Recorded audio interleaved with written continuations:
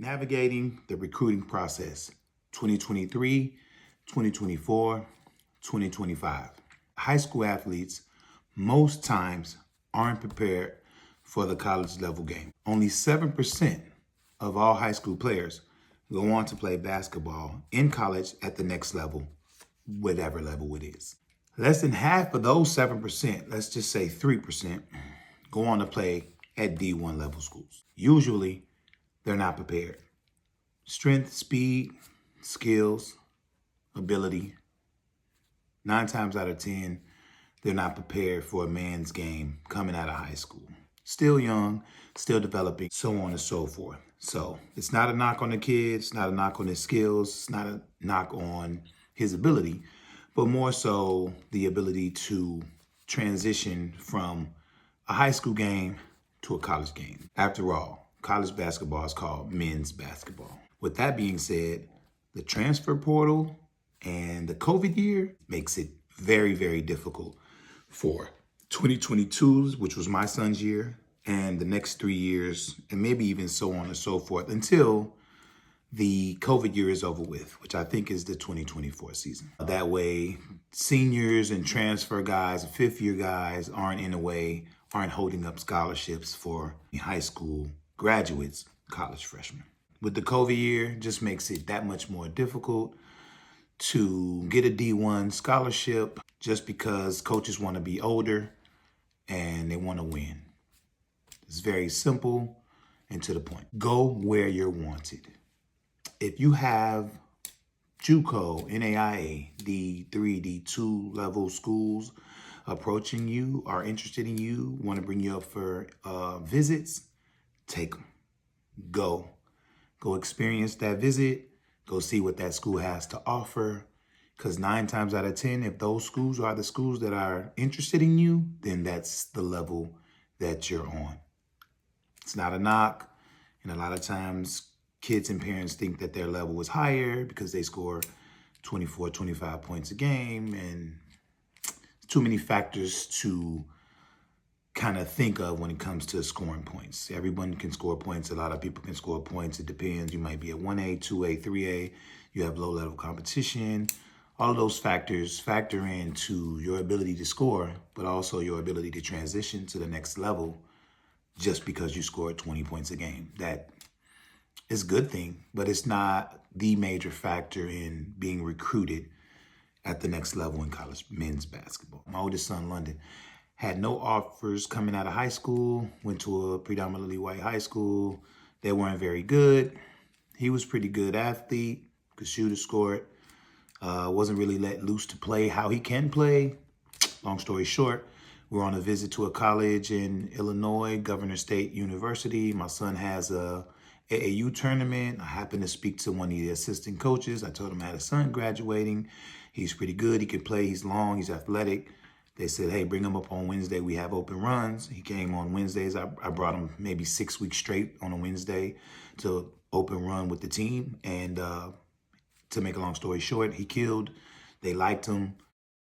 He ended up with a partial scholarship that they offered, but with his Pell Grant money, his total was $700. So in all actuality, he pretty much got a full scholarship to play basketball at an NAIA school. So don't knock NAIAs, JUCOs, D2s, D3s, because you can actually go to that school almost pretty much for free. And that's the ultimate goal in the first place for college. If you have aspirations of being a pro basketball player, you can get there. The path is different from everybody, and you can get there from an NAIA, JUCO, D3. You got Duncan Robinson and guys in the NBA right now coming out of D2s, D3s, things like that. So don't knock it. Everybody's path is different. Just go where you're wanted and just ball out. Get better. Have someone else train you. Get the skills and necessary ability to play at the next level and move up as you go. With the portal, it's a benefit to you now too, because if you can level up, then I think you should do so. I think some of the questions would be to me is, what makes me qualified to speak on the recruiting process? And I have 2 children who had to go through this. And my middle son in particularly had a lot of D1 schools interested.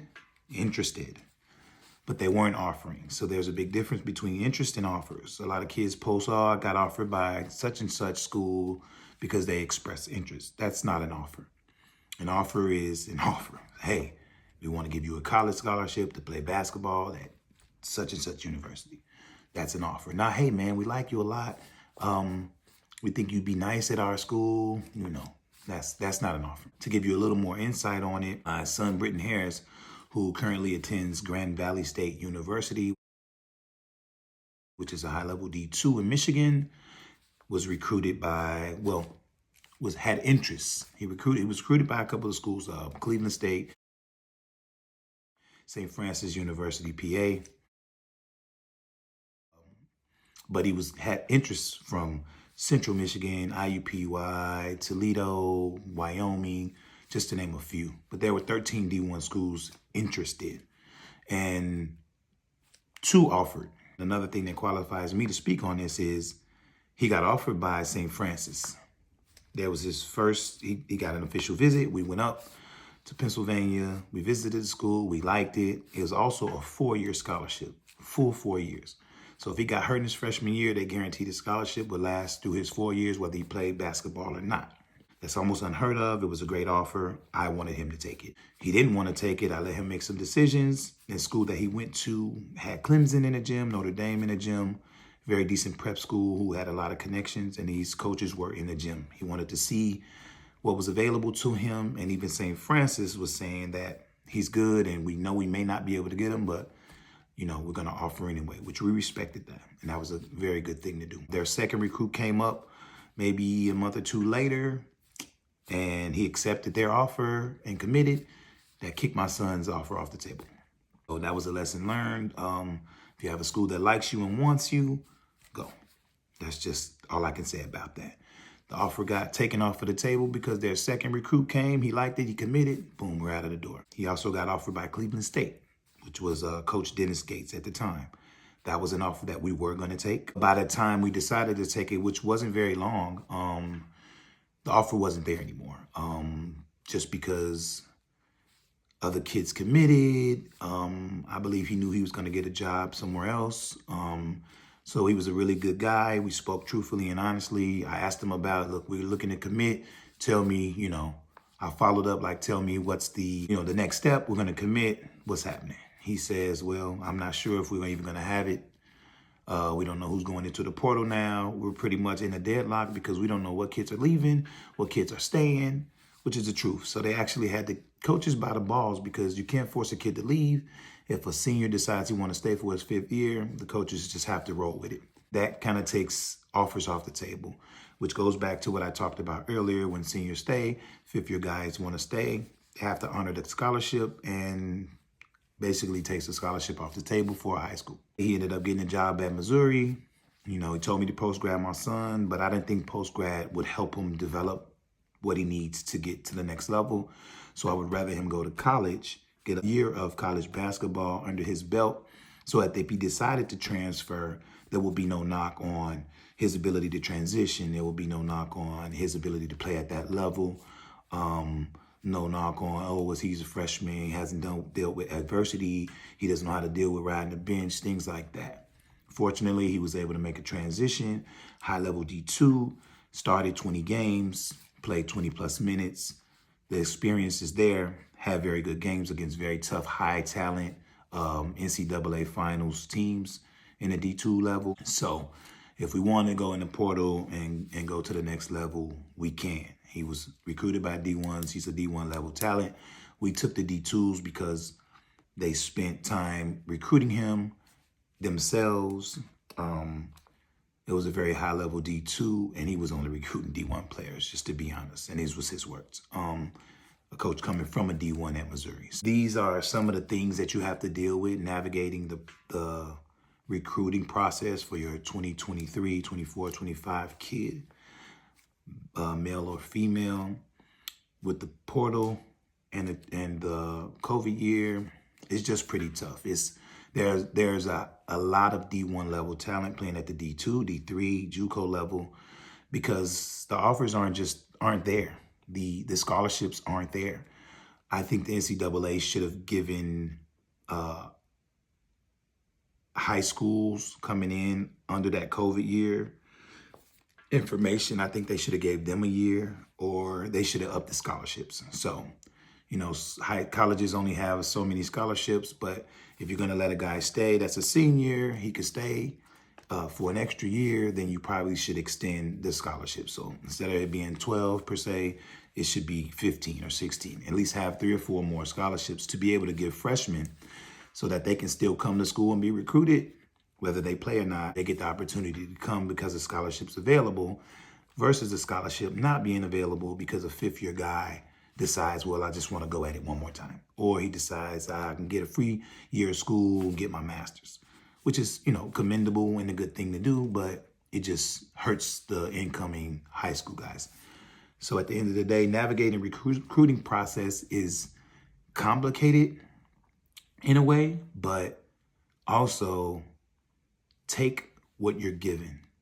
If there's colleges coming to see your son, if they're calling and they're interested and they want you to come up for a visit, don't not go because it's not a D1. That's just not the climate right now. Like I said, 7% go to a next level, less than 3% go to D1.